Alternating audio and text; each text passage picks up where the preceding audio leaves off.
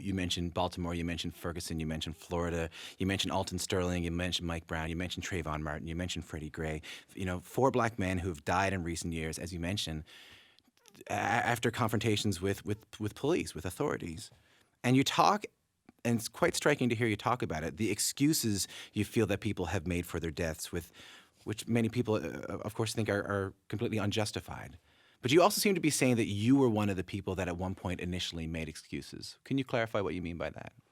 Well, I think not as much make excuses, but I think I perpetuated, some of the behavior that, kind of echoes itself in our communities. And I think a lot of it is due to youth. A lot of it's, a lot of it's ignorance. And a lot of it is like formed habits that are, probably a little harder to break than others. Like what kind of behaviors?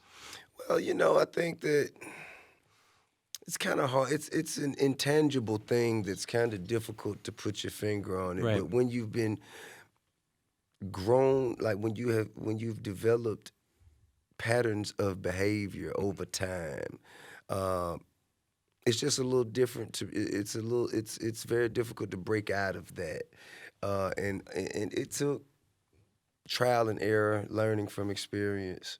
And even now, I'm still learning and growing day by day, and so I understand.